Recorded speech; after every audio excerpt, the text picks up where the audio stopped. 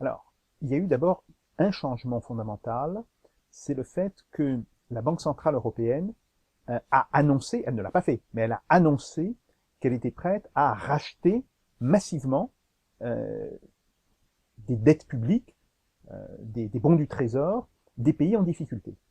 Ceci a calmé, depuis maintenant à peu près un an, un peu moins, ceci a calmé la spéculation, même si on sent très bien que le marché est très nerveux parce que cette déclaration qui a été faite par la Banque centrale européenne, qui a été faite par Mario Draghi, on a des doutes sur sa capacité à la mettre en œuvre.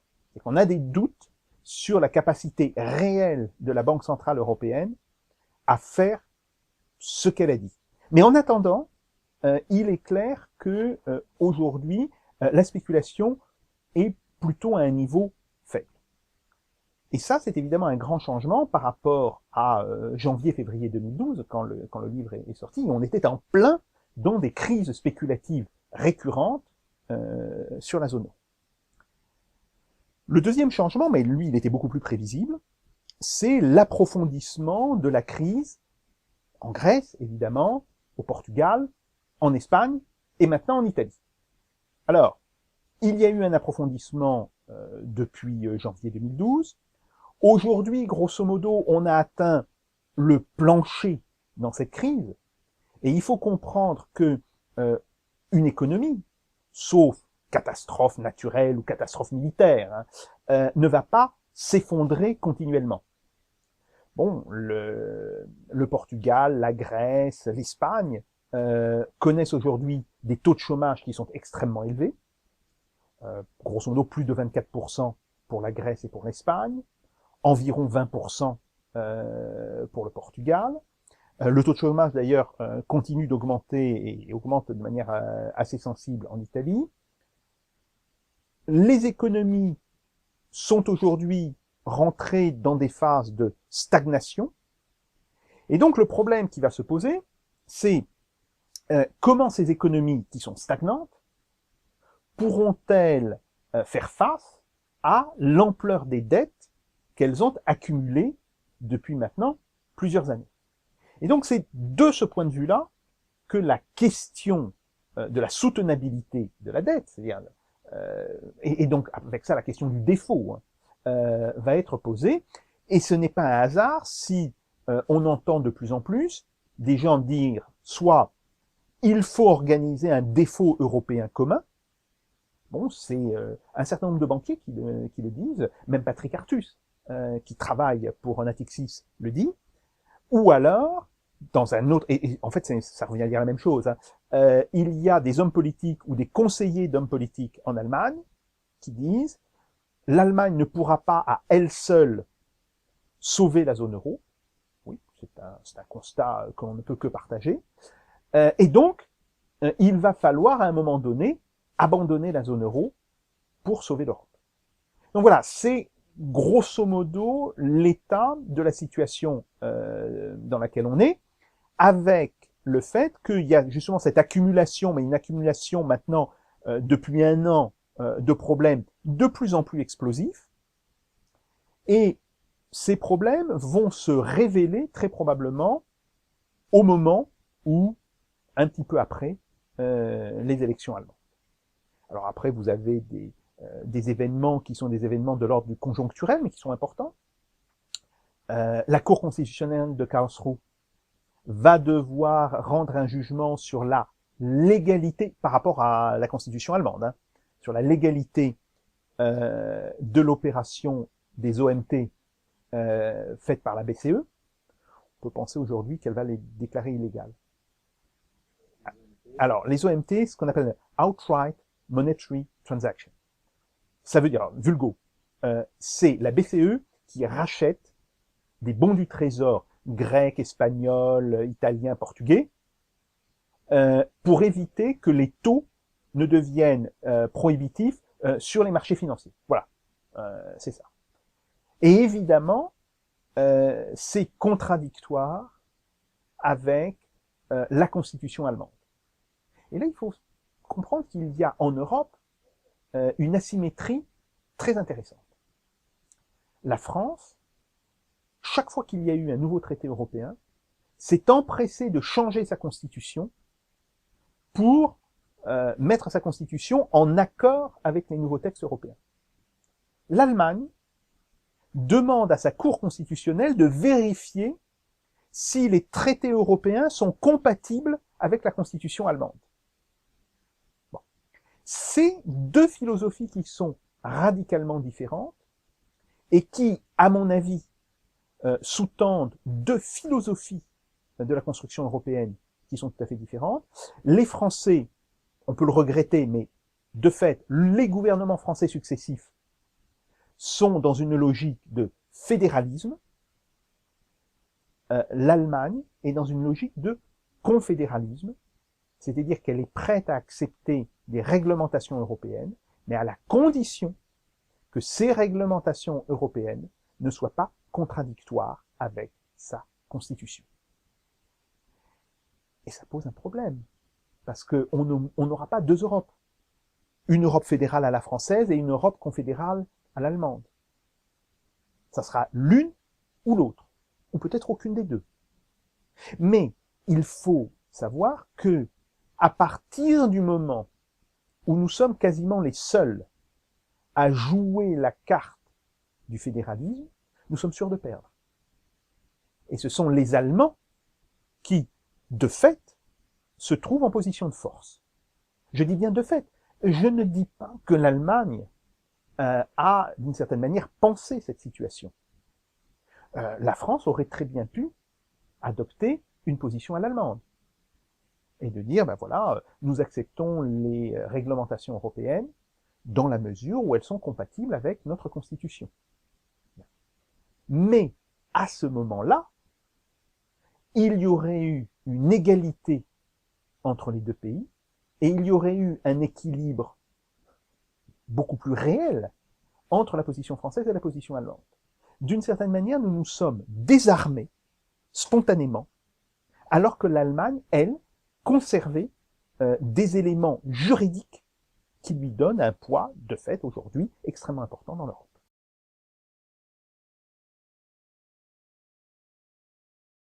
Alors, la France ne s'en sort pas trop mal si on compare la situation française à la situation espagnole, à la situation portugaise, à la situation grecque.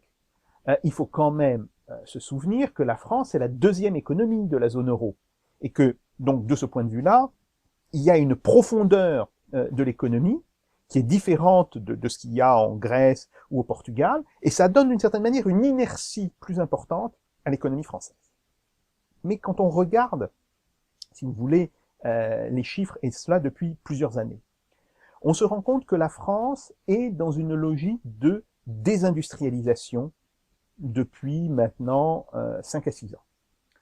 Cette désindustrialisation en France est d'ailleurs plus importante que ce que l'on a en Italie. Elle est moins importante que ce que l'on a en Espagne, mais nous sommes plus avancés dans la voie de la désindustrialisation que ce que l'on a en Italie. Nous sommes à peu de choses près au même niveau que la Grande-Bretagne. Aujourd'hui, vous savez, on dit toujours, ah oui, mais les Anglais, ils ont sacrifié leur industrie. Non, il faut le reconnaître. Aujourd'hui, nous sommes à peu de choses près dans la situation de la Grande-Bretagne. Et cela, combiné avec le fait que nous avons des coûts du travail qui sont ce qu'ils sont. Je ne dis pas qu'ils sont trop élevés. D'ailleurs, la question de savoir est-ce qu'un coût du travail est trop élevé ou trop bas n'a pas beaucoup de sens. En réalité, il faut regarder cela par rapport à la productivité du travail. En France, nous avons la productivité la plus forte de la zone euro, à l'exception du Luxembourg.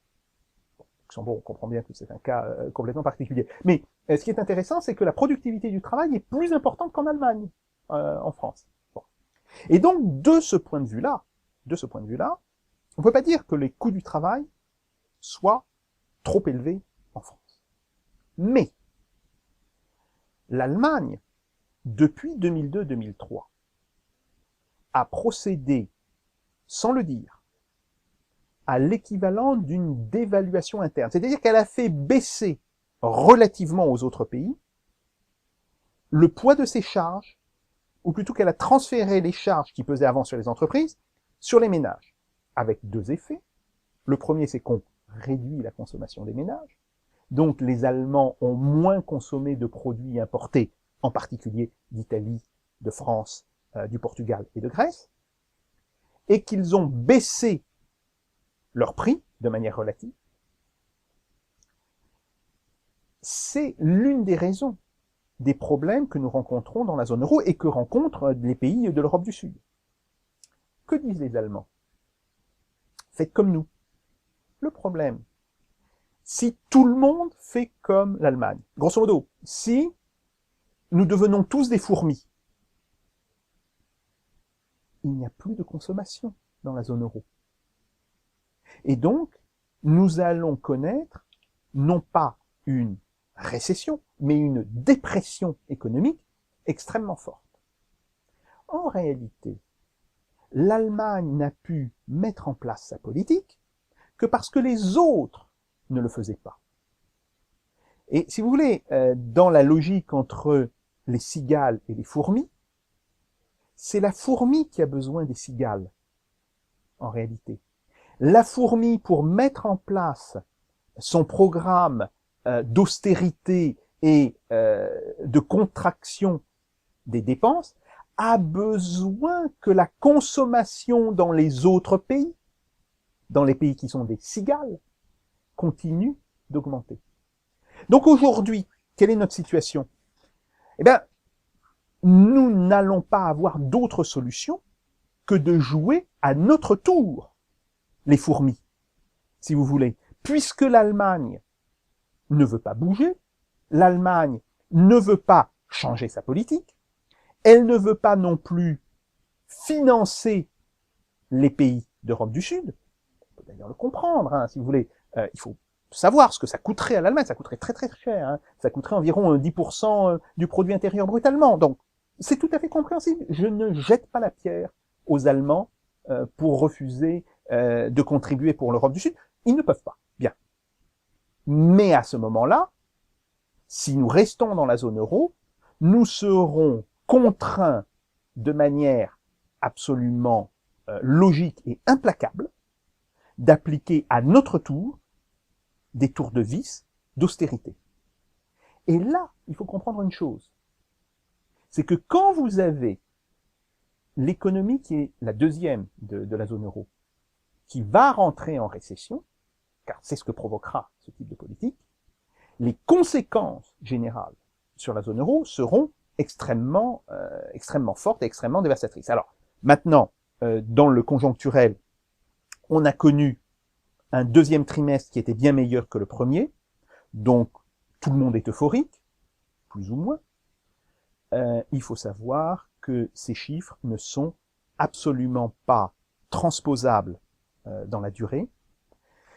On voit que la moitié de la croissance du deuxième trimestre est liée tout simplement à la reconstitution des stocks par les entreprises, et l'autre moitié par un accroissement de la consommation, mais cette consommation n'est pas une consommation de biens, c'est essentiellement une consommation d'énergie, et pour dire les choses comme elles sont, c'est le résultat du printemps pourri que nous avons eu en France. Bon, on peut espérer quand même que nous n'aurons pas 4 saisons pourries d'affilée, ce qui veut dire que au troisième et au quatrième trimestre, les résultats de l'économie seront beaucoup plus mauvais que ce qu'ils ont été au deuxième trimestre. Et de fait, l'économie française est aujourd'hui à la limite où elle peut rentrer en récession et en dépression à tout moment.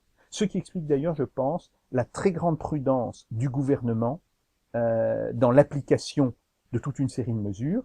Le problème, c'est que le gouvernement ne pourra pas conserver cette politique, ne pourra pas tenir cette politique pendant très longtemps.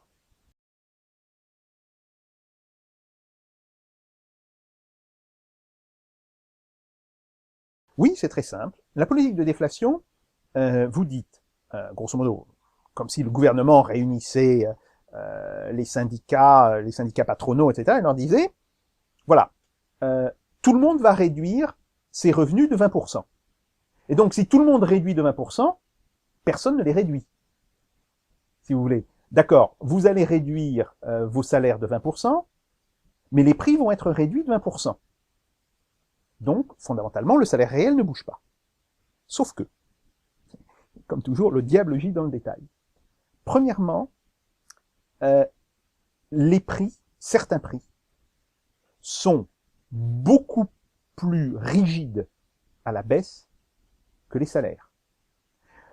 Pour ce qui est des fonctionnaires, le gouvernement allemand, en 1931 et 1932, c'était le cas donc du gouvernement qui était dirigé à l'époque par un chancelier de centre droit avec l'appui du SPD, le chancelier Browning. Le gouvernement Browning avait décidé tout d'abord de réduire les salaires des fonctionnaires d'environ 25%. Il avait ensuite réduit les prestations sociales. Il avait exclu les femmes des prestations sociales. Les femmes avant étaient protégées contre le chômage, elles ne le sont plus à partir des lois Browning. Bon. Mais les prix, le coût de la vie, n'a pas diminué dans les mêmes proportions. Donc ça, c'est un premier point. Il y a, de ce point de vue-là, une asymétrie entre le mouvement des salaires et le mouvement des prix. Premier point. Deuxième point. Quand bien même il y aurait une parfaite symétrie entre les prix et les salaires, les revenus financiers ou les charges d'intérêt sont toujours donnés en niveau nominal. Alors, prenons le cas d'une entreprise. Cette entreprise a un chiffre d'affaires de 100 qui se répartit en 40 pour les salaires, grosso modo, 40 pour les consommations intermédiaires et l'investissement, d'accord, 10 pour les frais financiers, donc elle paye 10% de frais financiers sur son chiffre d'affaires, et 10% pour les profits avant impôt.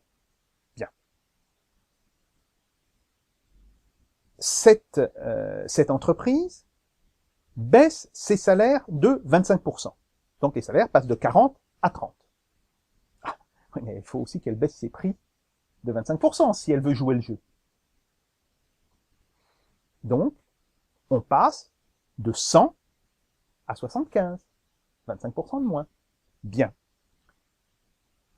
En même temps, elle peut espérer que le prix de ses consommations intermédiaires, grosso modo de ce qu'elle transforme, est aussi baissé de 25%. Donc voilà. On obtient 30 pour les salaires, 30 pour les consommations intermédiaires, sur 75. Reste 15. Mais les intérêts des dettes, autrement dit les frais financiers, eux ne baissent pas. Donc, elle va toujours devoir payer 10 en frais financiers. Qu'est-ce qui baisse? Les profits. Et les profits passent de 10% à 5.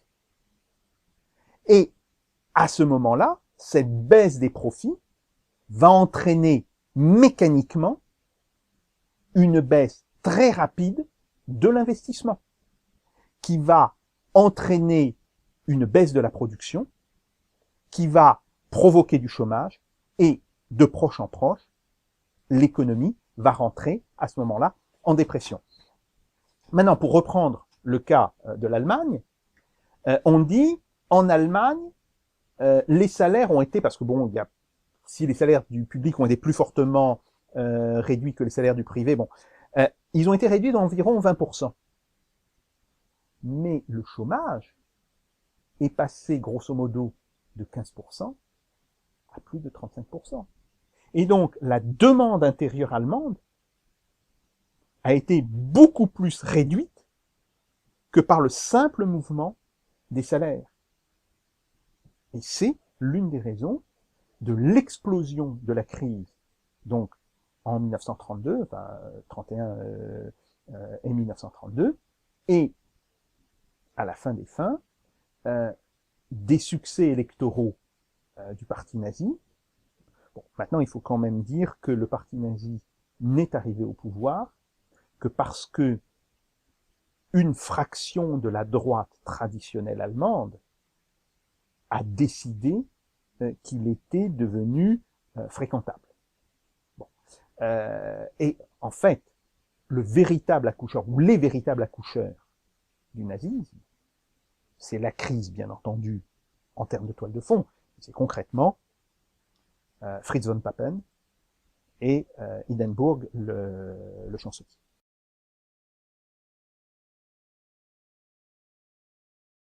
Non, l'alternative à la déflation, c'est la dévaluation. Parce que, il faut faire attention là-dessus. Vous avez une déflation. Il faut dire tout de suite que même si votre déficit budgétaire était nul, votre dette restant constante, comme vous avez un PIB qui se contracte, le ratio dette sur PIB continue de croître. Alors, par ailleurs, on peut s'interroger sur la pertinence de ce ratio. En effet, il n'est pas cohérent en ce sens que la dette, c'est un stock, le PIB, c'est un flux de revenus. Et donc, le vrai, si vous voulez, le ratio qui serait réellement cohérent, ça serait les intérêts de la dette rapportés au PIB. Bon. Par facilité, on utilise le ratio dette sur PIB. Donc, si on a une contraction du PIB, le ratio dette sur PIB va continuer à augmenter. Maintenant, si on continue de faire du déficit budgétaire, bon, très bien. Mais encore faut-il, à ce moment-là, que ce déficit puisse entraîner une croissance relativement importante. Alors, ça, c'est pas tellement la question, si vous voulez, du déficit en tant que tel, que de la question de savoir quels sont les postes budgétaires qui seront les porteurs, en fait, de ce déficit. On voit bien actuellement que si on ne touche à rien dans la structure du budget, on a une croissance faible. Et si on maintient évidemment le niveau de déficit. On pourrait tout à fait imaginer que on fasse basculer une partie des dépenses publiques des revenus de transfert aujourd'hui plutôt vers l'investissement. Que ce soit un investissement matériel ou un investissement immatériel, par exemple en recherche et développement. Ça serait déjà plus intelligent. Et puis après, il y a le problème de l'inflation. Et là, il faut revenir toujours sur le ratio dette sur PIB. Alors, la dette, elle est donnée de manière nominale. Donc, elle est en francs ou en euros courants. Le PIB, bah, même chose. C'est pas le PIB réel que l'on compare à la dette, c'est le PIB courant. Quel est l'accroissement, à quoi correspond l'accroissement du PIB courant? À la croissance réelle plus à l'inflation. Et donc à ce moment-là, on voit que on a un certain degré, de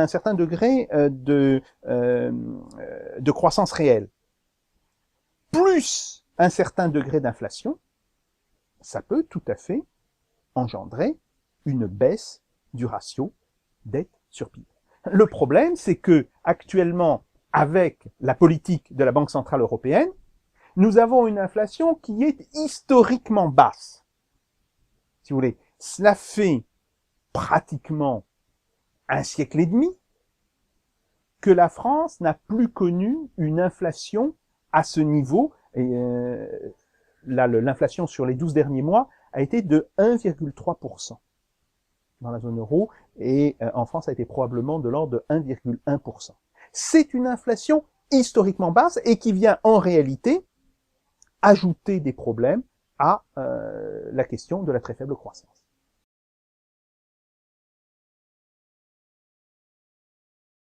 Alors, d'abord, il faut tout de suite dire une chose. Oui, c'est vrai que la Banque centrale européenne a la haute main sur la politique monétaire des pays de la zone euro, c'est-à-dire que on considère que dans l'union monétaire, l'union économique et monétaire, l'UEM, il n'y a pas de politique monétaire indépendante, très bien, mais on constate aussi que les niveaux d'inflation sont très différents d'un pays à l'autre.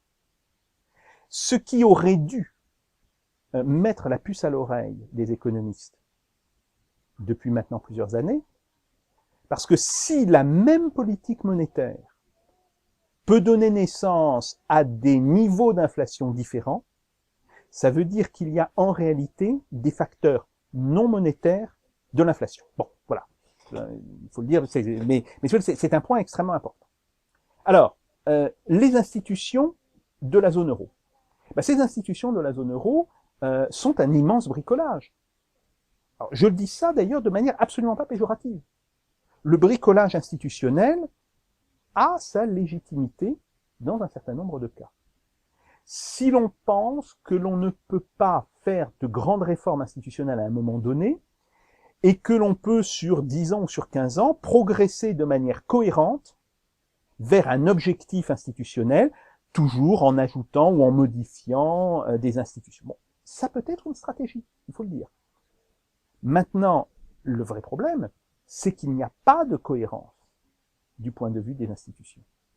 Et on voit bien le problème. Le problème aujourd'hui, c'est que certains pays de la zone euro, et en particulier l'Allemagne, continuent de défendre l'importance de leur souveraineté politique dans toute une série de domaines, ce qui bloque évidemment la montée vers le fédéralisme que souhaitent les autorités françaises, hein, qu'elles soient de droite ou de gauche, qu'il s'agisse de M. Sarkozy ou de M. Hollande. Nous avons des fédéralistes au pouvoir. Le problème, c'est que le fédéralisme qui est rêvé par nos dirigeants politiques ne sera pas. Il faut aujourd'hui avoir le courage de le dire. Il ne sera pas tout simplement parce que dans les 17 pays de la zone euro, il n'y a pas 17 France. Nous sommes, grosso modo, l'un des seuls pays à porter cette idée de fédéralisme au point et avec la qualité qu'on lui connaît aujourd'hui. L'Allemagne n'est pas du tout sur cette position, la Finlande n'est pas sur cette position, les Pays-Bas ne sont pas sur cette position, et donc, très concrètement, comme un pays ne peut pas imposer ses vues à l'ensemble des autres pays, ce fédéralisme intégral vers lequel nous poussons ne sera pas. Alors là, si on tient compte de cela, ça veut dire qu'il faut regarder l'ensemble des institutions à partir de ce constat d'une impossibilité du fédéralisme. Et à partir de ce moment-là, on voit effectivement que les institutions de la zone euro, de l'Union économique et monétaire, ne sont pas du tout cohérentes.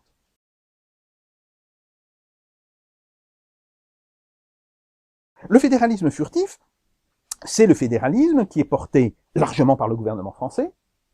Alors, si vous voulez, par les différents gouvernements français. Hein. Ça a été le gouvernement de Lionel Jospin dans la période 1997-2002. Ça a été les différents gouvernements Raffarin et de Villepin sous la présidence de Jacques Chirac. Ça a été le gouvernement Fillon sous la présidence de Nicolas Sarkozy. C'est aujourd'hui le gouvernement Ayrault sous la présidence de François Hollande. Il y a de ce point de vue-là une continuité de la politique européenne française. Alors, qu'est-ce que l'on appelle le fédéralisme furtif? Eh bien, ça consiste à faire, non pas à faire voter, mais à mettre en place des instruments institutionnels de fédéralisme sans les soumettre au vote du peuple. Et des peuples, en réalité, puisqu'il faudrait aussi que ça soit voté en Allemagne, en Italie, en Espagne, etc., etc., etc. L'idée étant toujours d'arriver à un gouvernement supranational, et on voit bien que c'est vers cette idée que l'on tend, dans la mesure où, par exemple, une partie du budget n'est plus du ressort du Parlement français, mais du ressort désormais de la Commission européenne. Le Parlement français ne pourra agir que dans le cadre des directives qui lui seront imposées par la Commission européenne. Bon, on pourrait dire la même chose pour l'Allemagne, mais le problème c'est que pour l'Allemagne ça ne la gêne pas puisque, grosso modo, ces directives correspondront à sa politique. C'est donc bien quelque chose de profondément antidémocratique, puisqu'on ne respecte pas le fait que des pays puissent avoir d'autres points de vue que d'autres pays, ce qui est quand même, sur le fond, une base de la démocratie. C'est le fait de reconnaître que voilà, un pays a des intérêts, un autre pays a d'autres intérêts, et on cherche un compromis, et on ne cherche pas à imposer la politique d'un pays à un autre pays. Bon. Et c'est là où il y a une réelle atteinte à la démocratie. Alors, ce fédéralisme furtif, en fait, se trouve aujourd'hui d'une certaine manière bloqué, c'est-à-dire que depuis le passage du traité sur la stabilité et la gouvernance, le TSCG, qui a été voté en fait en 2012, depuis le passage de ce traité, on est aujourd'hui à un point de blocage, parce que, alors que ce soit d'ailleurs l'Allemagne, la France, tout le monde se rend compte que l'on est allé très probablement trop loin. On voit par ailleurs que sur l'union bancaire, voilà, l'union bancaire, un exemple typique de l'incohérence des institutions de la zone euro. On fait la zone euro et on laisse l'idée d'une réglementation bancaire à la discrétion de chaque pays. À partir du moment où on crée une zone monétaire unique, la moindre des choses, c'était que les règles gérant l'action des banques soient les mêmes dans tous les pays. Bon. On commence à comprendre qu'il y a un problème en 2010-2011. 2012, on décide de faire l'union bancaire. Et vous regardez toutes les déclarations qui sont faites dans le premier semestre 2013, c'est-à-dire dans les 6 derniers mois.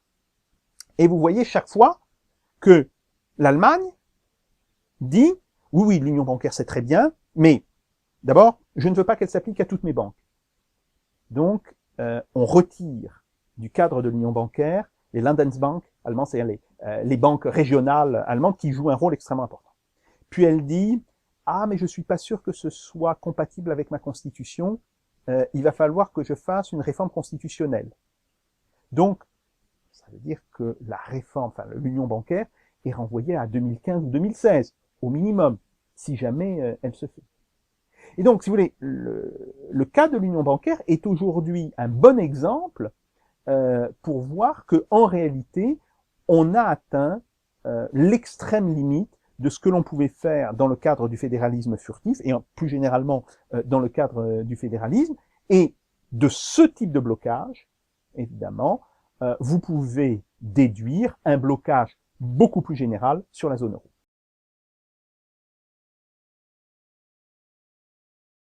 Alors, la principale erreur, l'erreur fondamentale, ça a été de croire que la monnaie, donc la monnaie unique, allait provoquer une convergence des économies réelles, alors qu'en réalité, c'est la convergence, si elle existe ou pas, mais ça c'est un autre problème, mais c'est la convergence des économies réelles qui rend possible la monnaie. Et ça, si vous voulez, on sait pas qu'on a mis la charrue avant les bœufs, on a inversé le sens des causalités. Il y avait néanmoins une solution. Et cette solution, elle est connue par les dirigeants européens depuis 1977. Parce qu'il faut savoir que la monnaie unique européenne, c'est un très vieux rêve. C'est un rêve qui date même d'avant l'éclatement du système monétaire dit de Bretton Woods. Le rapport Werner, qui a été rendu en 1971, portait justement sur une possible unité monétaire de l'Europe.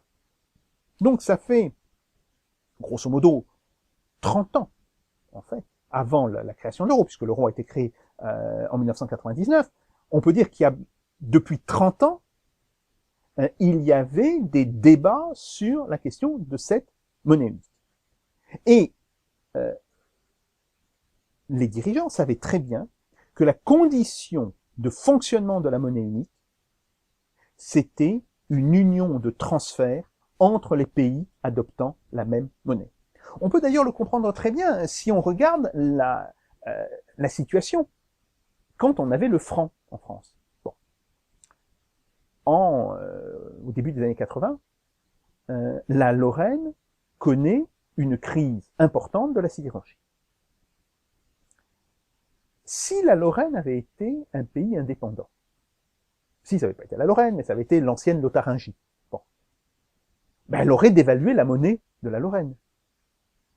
Et elle aurait retrouvé, de ce point de vue-là, une compétitivité.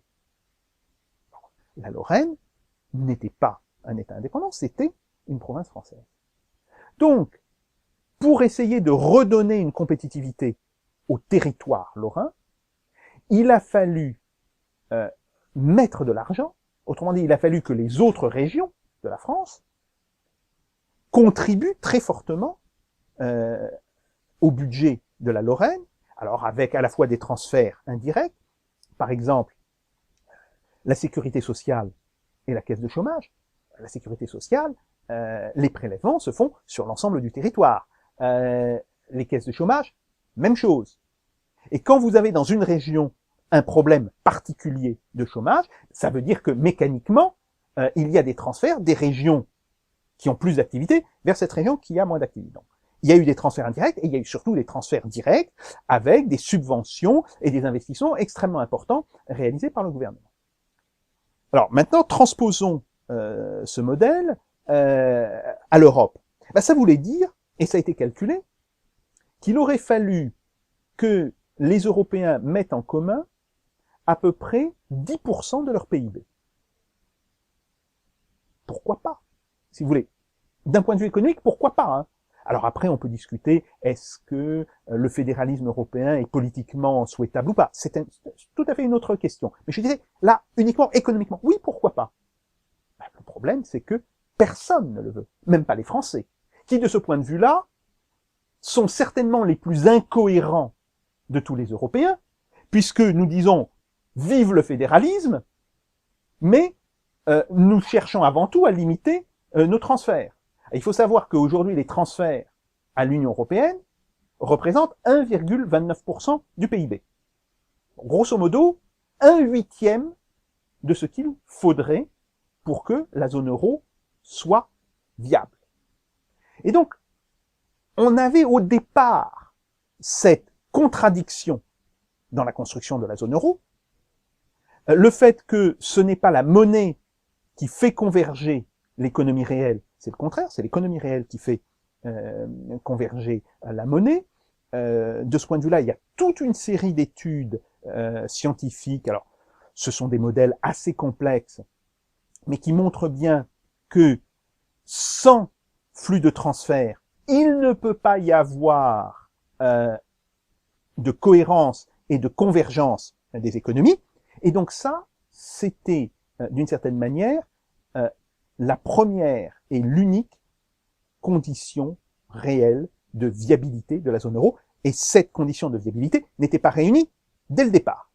Alors, pourquoi la zone euro n'a pas éclaté dès le départ? Tout simplement parce que encore fallait-il que les problèmes se révèlent progressivement. Et de ce point de vue-là, il est très intéressant que c'est à travers la crise de 2008, qu'ils ont commencé à se révéler, et à se révéler fortement. D'ailleurs, on peut faire une autre remarque.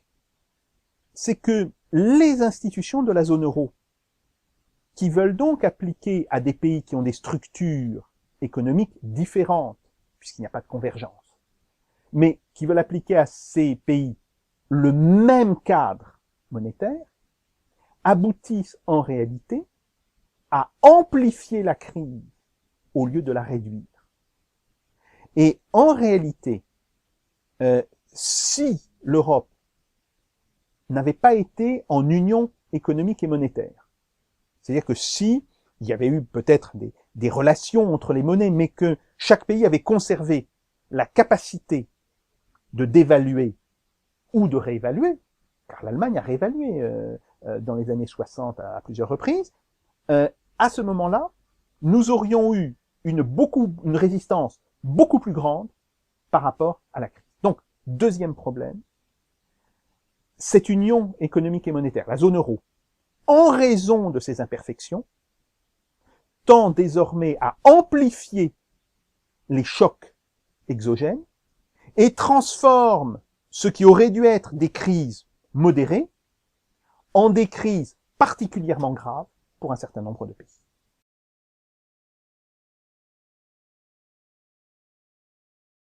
Alors, il y a plusieurs avantages. Le premier avantage, c'est que il est toujours plus rapide et moins douloureux de s'ajuster par la parité de change que de s'ajuster par des déflations internes.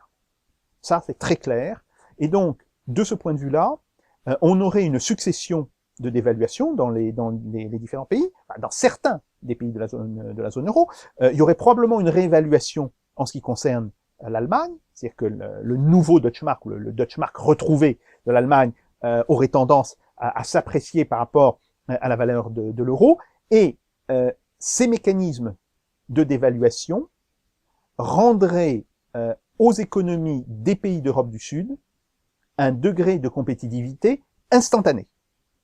Au lieu d'avoir quelque chose qui peut peut-être se dérouler sur 7 à 8 ans, là, il y aurait un retour instantané à la compétitivité. Ça, c'est le premier point. Le deuxième point, qui est aussi extrêmement important, c'est que à partir du moment où vous avez une flexibilité des taux de change, vous pouvez déterminer votre taux de change en fonction de vos objectifs économiques. Et là, on voit bien qu'il y a certains pays, dont en particulier la structure démographique, l'Allemagne, les incite à avoir une défense de leur patrimoine, mais vous avez d'autres pays, parce qu'ils ont une structure démographique différente, et c'est le cas de la France en particulier, qui ont besoin d'une très forte croissance.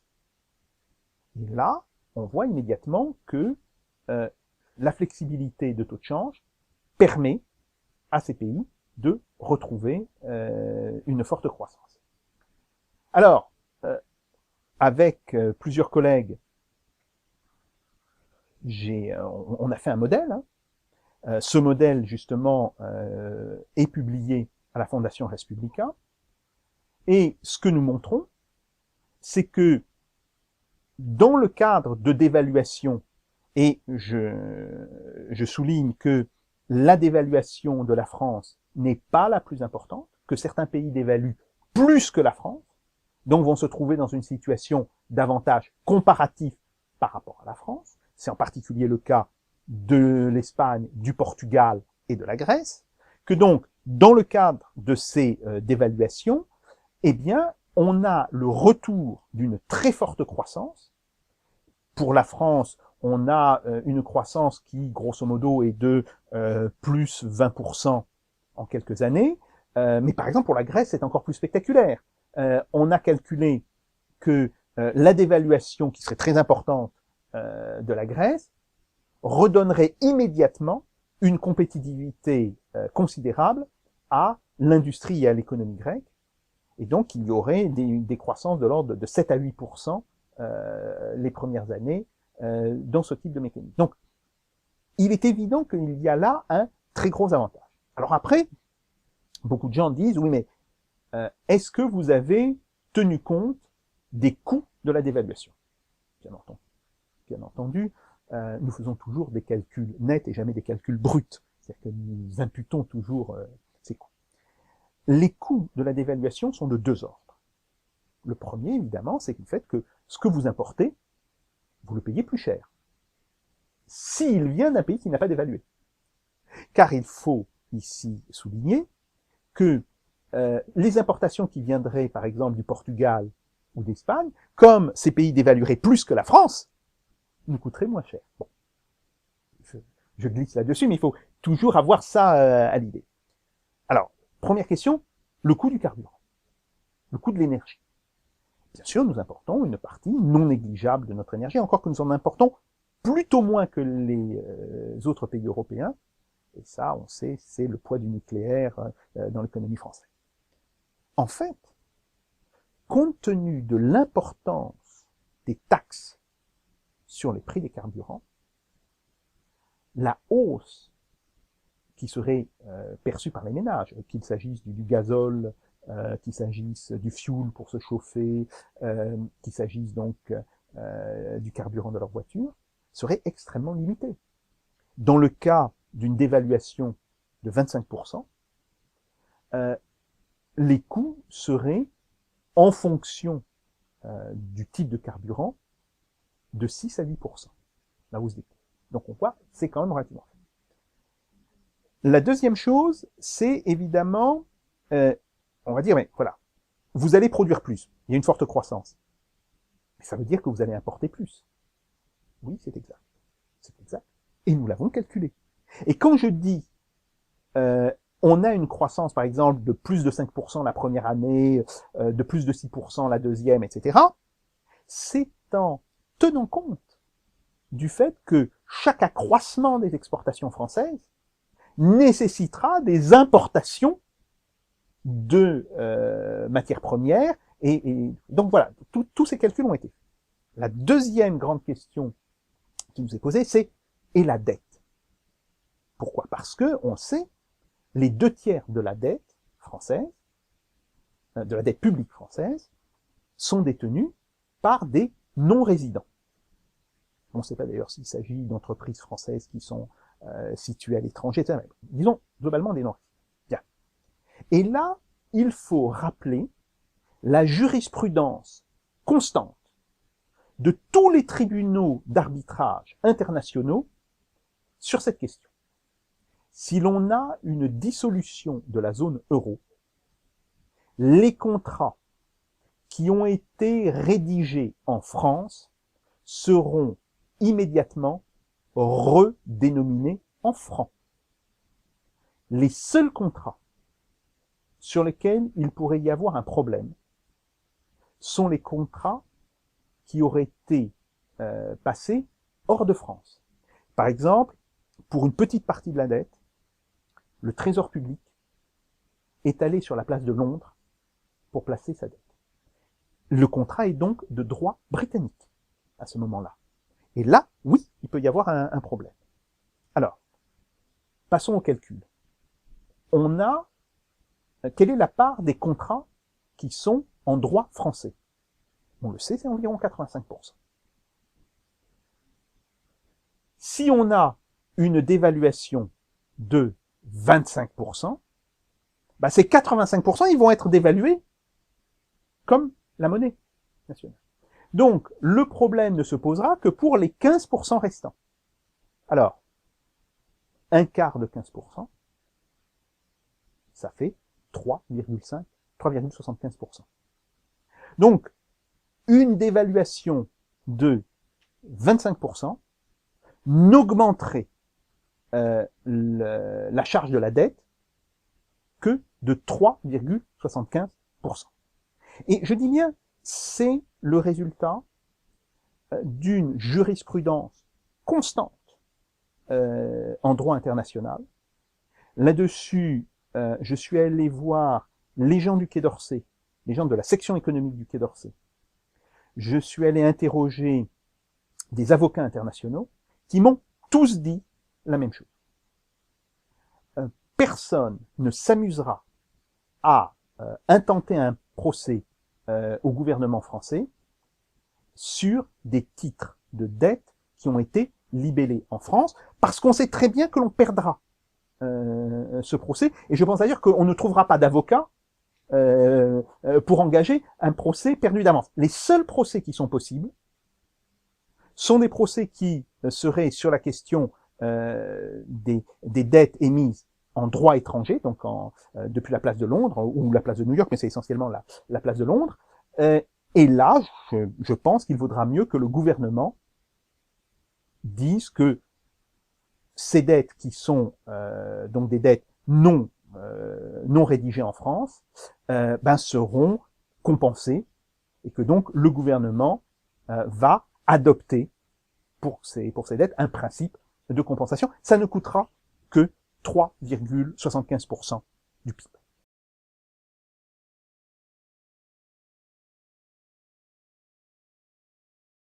Alors, plusieurs choses. Un, la question du défaut. Oui, il y a des pays qui devront faire défaut. C'est très clair. La Grèce et le Portugal. Pour un pays comme l'Espagne, ce n'est absolument pas nécessaire. Pour la France, ce n'est évidemment pas nécessaire, je l'ai expliqué. Le problème pourrait se poser sur l'Italie. Mais en Italie, la proportion des contrats passés en droit italien, grosso modo, où la ville d'émission du contrat, c'est Milan ou Rome, hein, bon, est encore plus grande qu'en France. Elle est grosso modo de 92%. Donc je ne pense pas que le problème de défaut se pose même dans le cas de l'Italie. En fait, les défauts seraient une option réelle pour deux pays, le Portugal et surtout, évidemment, la Grèce. Deuxièmement, quelles sont les conditions, en fait, d'une dévaluation réussie? Alors, on les connaît. Il faut absolument que le surcroît de gains fiscaux entraîné par la dévaluation, ce qu'on appelle la taxe de seigneurage de la dévaluation, soit affecté non pas à la réduction de la dette, mais soit à la consommation, soit à l'investissement. Et j'aurais tendance à dire, pour ma part, plutôt à l'investissement qu'à la consommation. À ce moment-là, la hausse de la croissance est encore plus rapide que ce que nous donne, si vous voulez, la croissance brute de décoffrage sans taxe de seigneurage. On a une croissance qui est encore plus rapide.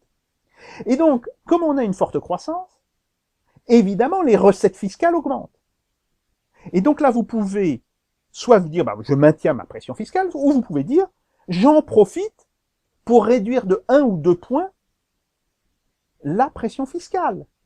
Attendez, vous faites baisser de 2 points la pression fiscale, ça représente une masse de revenus. Alors, ça dépend évidemment sur quels impôts vous jouez, mais admettons que vous jouiez sur la TVA et sur l'impôt sur le revenu, ou que vous partagiez ça entre la fiscalité des entreprises et les impôts qui sont payés par la population, vous allez avoir, grosso modo, une masse de 40 milliards à l'état actuel, à l'état d'aujourd'hui, qui va être réinjectée dans l'économie. Ce qui, évidemment, contribue encore plus à la croissance. Et donc, on a fait, c'est d'ailleurs le point le plus intéressant, et on s'est rendu compte que la baisse de la dette, la baisse du poids relatif de la dette sur le PIB, est d'autant plus fort que l'on n'adopte pas une politique de réduction de la dette, mais que l'on adopte au contraire une politique de soutien à l'investissement.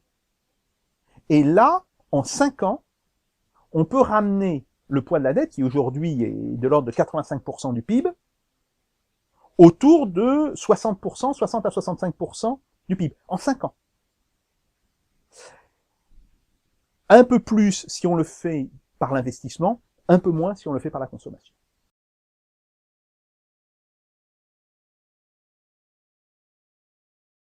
D'abord, guerre d'échange. Pour quelle raison?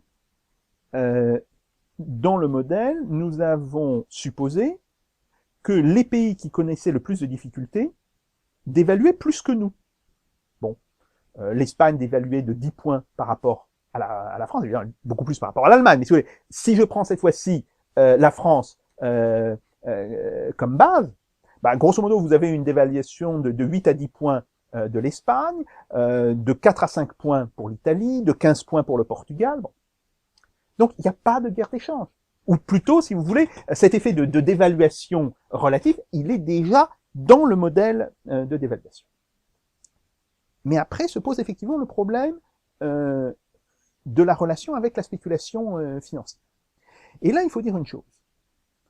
Le meilleur instrument, aujourd'hui, et c'est même admis par le Fonds monétaire international, le meilleur instrument contre la spéculation, c'est pas la monnaie unique, c'est le contrôle des changes.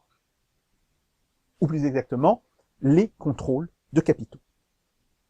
C'est ce qui s'est passé à Chypre. Chypre est aujourd'hui dans un régime de contrôle des capitaux extrêmement sévère. Il n'y a pas eu de spéculation contre l'euro chypriote. Donc, si vous voulez, il faut en tirer les leçons et il faut comprendre aujourd'hui que même le Fonds monétaire international reconnaît l'utilité des contrôles de capitaux. Alors, si on a des contrôles de capitaux dans les principaux pays, ça veut dire que l'on aura des niveaux de taux de change qui seront à peu de choses près stables et qui ne seront pas affectés par la spéculation. Et ça permet à ce moment-là de penser à une autre idée. C'est l'introduction, non pas à la place des monnaies que les pays auront retrouvées, mais en plus de ces monnaies, l'introduction d'une monnaie supplémentaire, l'hypothèse de la monnaie commune, qui permettrait à ce moment-là de faire du commerce et de faire des placements financiers dans le reste du monde, avec, si vous voulez, le découplage entre l'économie d'une zone. Alors, est-ce que cette zone serait exactement la zone euro actuelle?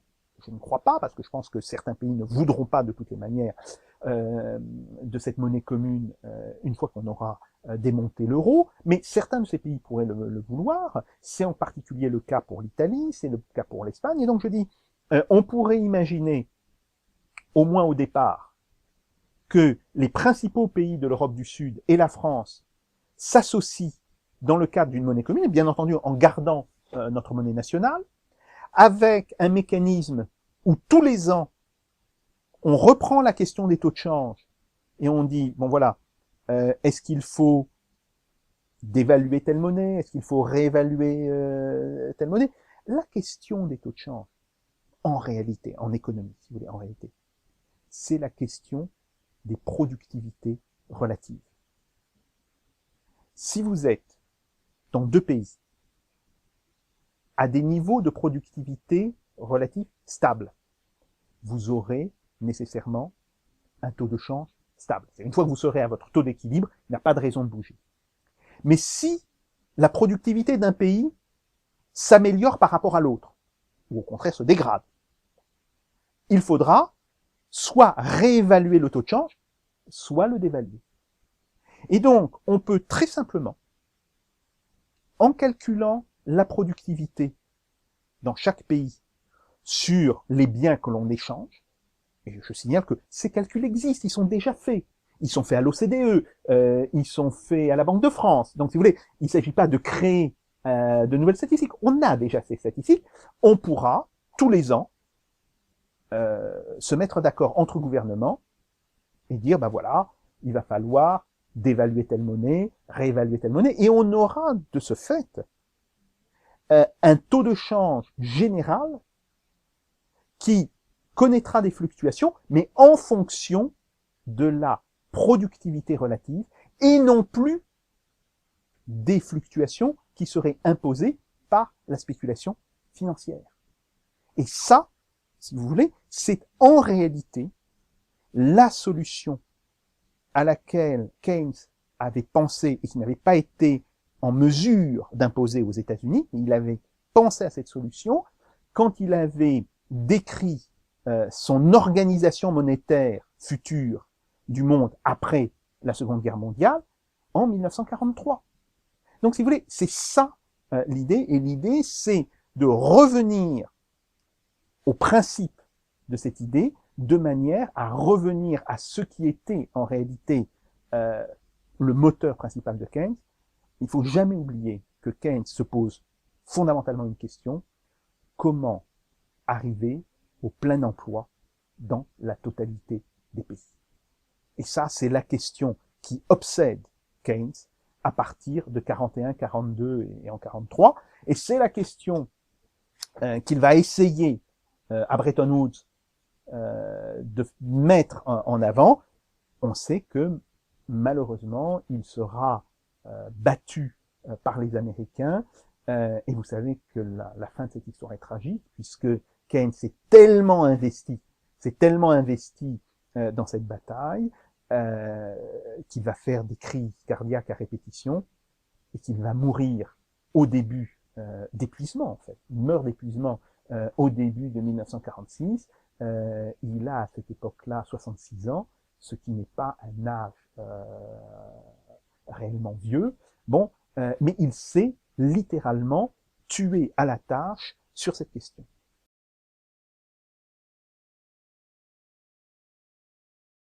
Alors, tout d'abord, il faut comprendre que l'Union européenne n'est en rien formellement liée à l'Union économique et monétaire, à la zone euro. Il y a des pays qui sont dans l'Union européenne et qui ne sont pas dans la zone euro. Angleterre, la Suède. Bon. Donc ça, c'est un premier point.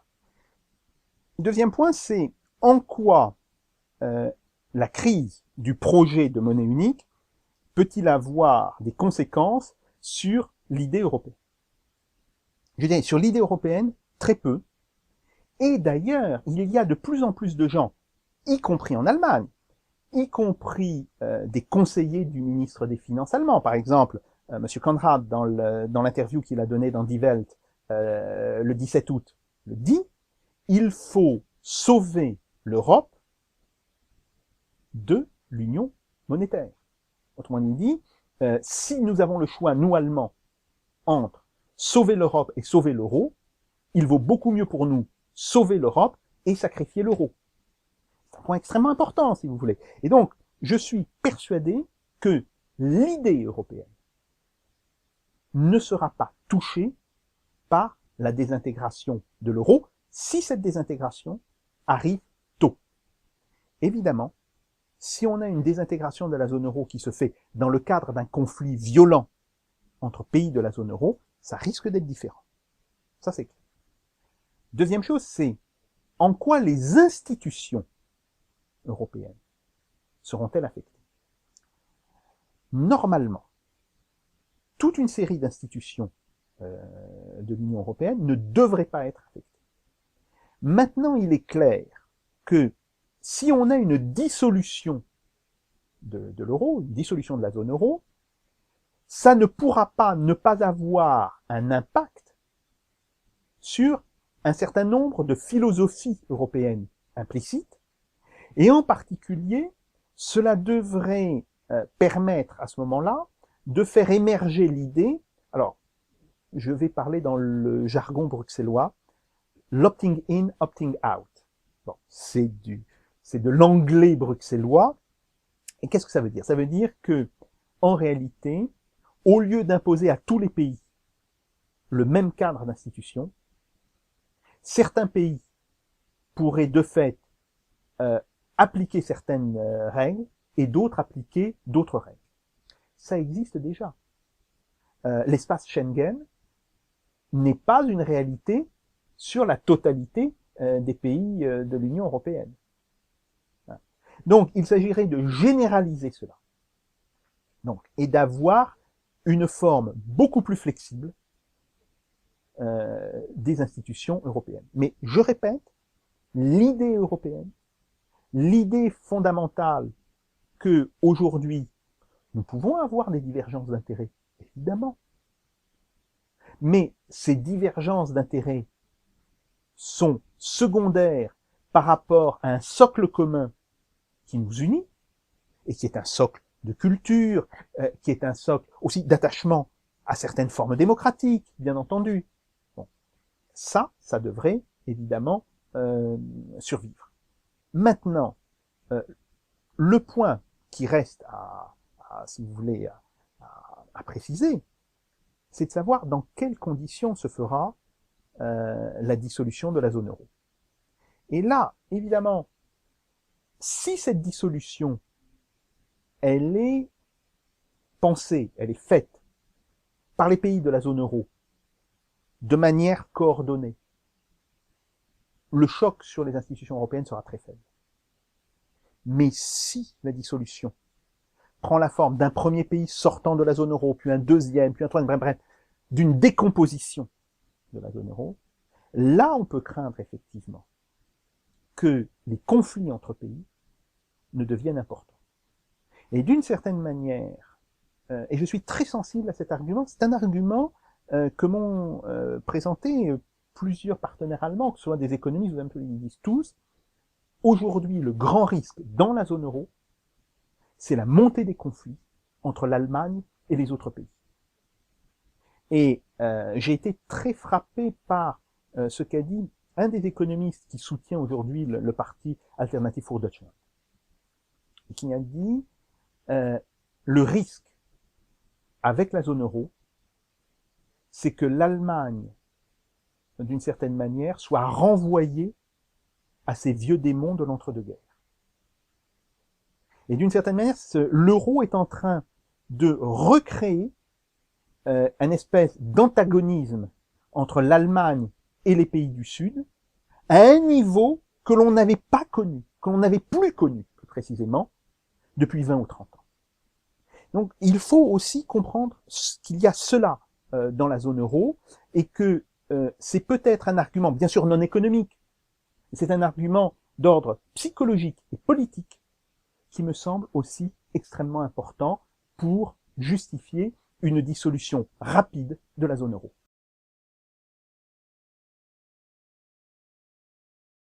Ben, si vous voulez, le retour à l'État-nation est la conséquence de mon attachement à la démocratie.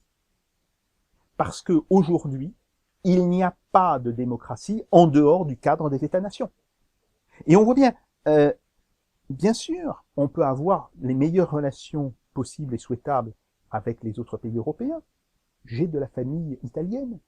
Si vous voulez, je vais très souvent en Italie, bon. Mais c'est un minimum de réalisme que de reconnaître que l'on n'est pas dans les mêmes cycles politiques, on n'est pas sur les mêmes rythmes politiques dans les différents pays. Donc aujourd'hui, et pour une durée que l'on ne peut pas spécifier, l'État-nation est le cadre dans lequel s'exprime la démocratie. Et donc toute tentative pour essayer de faire disparaître ce cadre cache en réalité une tentative antidémocratique. Donc ça, c'est le premier point. Le deuxième point, c'est évidemment sur la question du protectionnisme. Alors, le protectionnisme, si vous voulez, il doit être fonction des impératifs écologiques et sociaux. Et donc, ça veut dire que quand un pays a le niveau de protection sociale et le niveau de salaire et de protection écologique et le niveau de salaire qui correspond à son niveau de productivité, il n'y a pas de problème. Quand ce pays a un niveau de salaire ou de protection sociale inférieur à ce que rendrait possible son niveau de productivité, il y a un problème et il doit être taxé. C'est tout. Ce qui veut donc dire que certains pays seront taxés, d'autres ne le seront pas. Pour prendre un exemple, les pays d'Afrique subsahélienne ont des niveaux de salaire très faibles. Mais ils ont des niveaux de productivité encore plus faibles. En réalité, si vous faites le calcul, le niveau de salaire aujourd'hui au Sénégal ou en Côte d'Ivoire est supérieur au niveau relatif de la productivité par rapport à la France. Donc ces pays seraient en droit de taxer nos produits. Et nous, certainement pas. Par contre, dans le cas de la Chine, parce que c'est essentiellement par exemple, mais pas seulement, il est clair qu'il y a certaines branches où le niveau de salaire est beaucoup trop faible, et le niveau de protection écologique en particulier, est beaucoup trop faible par rapport au niveau de productivité. Aujourd'hui, le salaire industriel chinois est, à peu de choses près, entre le quart et le cinquième d'un salaire français ou allemand. Bon. Il y a des branches de l'industrie chinoise où la productivité de la Chine est environ la moitié de la productivité française et de la productivité allemande. Il y a un problème. Alors là, il faudrait calculer ce niveau de salaire et ce niveau de productivité, branche par branche. Ça, c'est fait, si vous voulez. Il y a déjà des études qui sont faites là-dessus, et on voit d'ailleurs, c'est très intéressant, qu'il y a certains domaines où les Chinois ont fait de très gros gains de productivité, mais ils n'ont pas fait les gains de salaire Il y en a d'autres où ils n'ont pas fait de gains de productivité, où disons les gains de productivité sont beaucoup plus faibles. Donc là encore, on voit qu'il y a des produits qui devront être taxés, pas d'autres, parce que ça correspondrait à ces gains de productivité. Bien. Troisième niveau de discussion. En réalité, il y a un grand non-dit dans cette question-là. Et si vous voulez, je m'attendais à ce que vous me posiez la question, mais on va mettre les choses sur la table. C'est le rapport au Front National. Le Front National, depuis quelques années, reprend systématiquement les idées de protectionnisme, les idées sur la sortie de l'euro, qui ont été développées, que ce soit par moi, par Bernard Cassen pour le protectionnisme, par Gérard Lafay en économie pour la question de la sortie de l'euro. Bref. En quoi, si on pense que ces idées sont justes, le fait qu'elles soient reprises par des gens que l'on considère, à tort ou à raison, comme non fréquentables, invaliderait-il ces idées? Là, il y a, si vous voulez, soit une mauvaise foi, soit une stupidité crasse de la part d'une partie de la gauche et de l'extrême gauche, qui consiste en fait à dire, ah, puisque Marine Le Pen dit cela, vous ne pouvez pas le dire. Attendez, admettons que je sorte le matin et qu'il fait beau, et que Madame Marine Le Pen dit, tiens, aujourd'hui il fait beau, est-ce que je dois dire qu'il pleut pour ne pas dire que Madame Marine Le Pen? C'est à ce niveau-là de stupidité que l'on en est. Donc, je pense que, en réalité, les gens qui se disent de gauche et qui tiennent ce type de discours se ridiculisent eux-mêmes. Et qu'il ferait bien mieux d'être en cohérence et de dire soit nous sommes des fédéralistes européens, ce qui est une position que je comprends, que je ne partage pas, mais que je comprends. Et dans ce cas-là, nous pensons qu'il faut tout sacrifier à l'idée d'un fédéralisme européen, mais à ce moment-là, ils ne peuvent plus dire que ils veulent défendre les aciéries de Florange, ils veulent défendre le niveau des retraites actuelles en France, bon, mais qu'ils soient cohérents avec leur position, ou alors ils ont comme position de dire nous sommes pour la défense des travailleurs, et non seulement du travailleur français, mais aussi du travailleur espagnol, du travailleur grec, du travailleur portugais, et qu'à ce moment-là, ils aient une position sur la question de l'euro qui soit cohérente avec leur défense des travailleurs. Mais ce qui n'est plus supportable aujourd'hui, ce sont des gens qui un jour vous tiennent un certain type de discours fédéraliste et qui l'autre jour ou le lendemain vous tiennent un discours qui se dit en défense des travailleurs. Vous savez, ça me fait penser à cette fable de La Fontaine, hein, la chauve-souris. Je suis oiseau, voyez mes ailes, et je suis souris et que Jupiter confonde les chats. Alors voilà, les chauves-souris, excusez-moi, il y en a marre. Il y en a vraiment marre. Et par ailleurs, que ces gens se définissent comme des fédéralistes européens, c'est compréhensible, c'est acceptable, c'est un débat.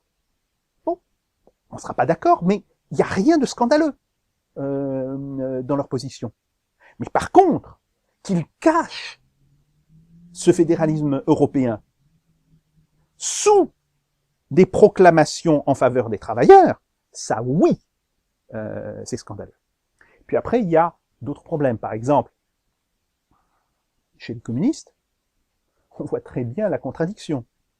Ils ont besoin des socialistes pour avoir des postes et des municipalités, et donc, jusqu'à grosso modo 1 an avant les élections, ils prennent toutes les distances qu'ils peuvent, et puis quand on arrive à un peu moins d'1 an des élections, là pour le coup c'est les élections municipales qui vont avoir lieu en février prochain, hop, on se réajuste, et on commence à taper sur les gens qui tiennent des positions comme moi sur la sortie de l'euro ou sur le protectionnisme. Bon. Les communistes jouent à ça depuis maintenant plus de 20 ans. Chaque fois, ils y perdent un petit peu plus de plumes. Ils devraient peut-être comprendre que s'il y a une chose que les Français aujourd'hui apprécient en politique, c'est la cohérence politique. Et là aussi, je les renverrai d'une certaine manière au Front National. Et je dirais, quel parti a aujourd'hui le plus d'influence, que l'on soit d'accord ou que l'on soit pas d'accord, mais qui ont le plus d'influence en France? Est-ce que c'est le Parti communiste, avec grosso modo 20 députés et toute une série de municipalités?